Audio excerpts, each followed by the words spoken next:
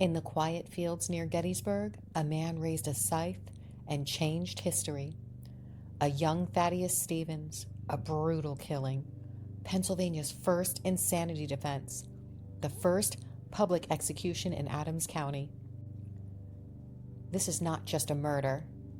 This is a moment frozen in the soil of Pennsylvania.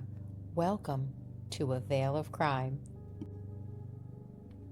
Thaddeus Stevens is widely known for a lot of amazing things.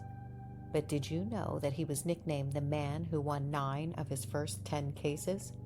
That's quite the accomplishment for an attorney. I'd love to tell you about the one of those 10 that he lost, as it still haunts Gettysburg today. In 1817, a local man named Henry Heagy made his way out to a field around 2 taverns to attempt to hire some help for his fields at home. He approached a group of men who were mowing with scythes. Among them was a man named James Hunter. Henry was negotiating and discussing business, but James Hunter stayed very quiet and didn't get involved in the conversation. You see, Henry's father was the constable of Gettysburg in 1817, and James had been served papers by him. Henry happened to have accompanied his father on that day. As a result, James felt that there must have been another motive for him to be there.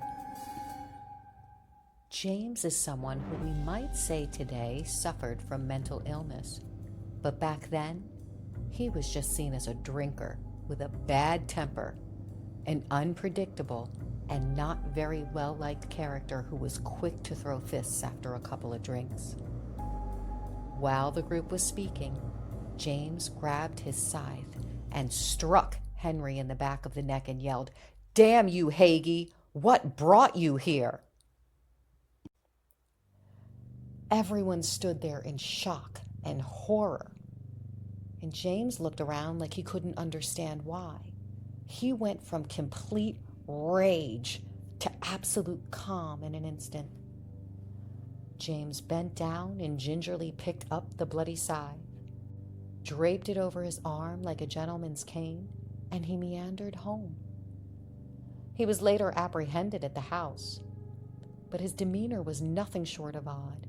He had just nearly decapitated a man, and he was so nonchalant about it. As you can imagine, there was complete chaos back in the field after James left. A local doctor came out and patched up the wound. He informed Henry that he would die because there was nothing more that he could do for him. After one excruciatingly painful week, he succumbed to his injuries and he passed away. Gettysburg was a very small town at the time, so word spread quickly about what had happened to Heagy. A murder in Gettysburg? That was unheard of. This was also huge news. Everyone was talking about it, including a young attorney named Thaddeus Stevens. Thaddeus felt that no normal person would have done that. He felt that James could not stand trial due to mental incompetence. Thaddeus signed on to be James's defense attorney, and he began to prepare his case. He would go on to use a defense that had never been used before in the state of Pennsylvania: insanity. Now, after reading this case, some modern-day primary legal authority have determined that if Thaddeus gave this defense today, he would likely win the case. They said it was flawless and some of the best that they'd ever seen. But this didn't happen today. This happened in the past, in the 1800s. And at the conclusion of that trial, the judge and jury did not agree with Thaddeus's defense strategy. It only took the jury 1 hour to come back with a guilty verdict. James was sentenced to death by hanging.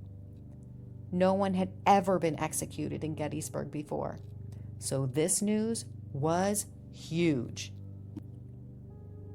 James was found guilty and sentenced in December. His hanging was to take place in January. His obituary was printed before he was hanged.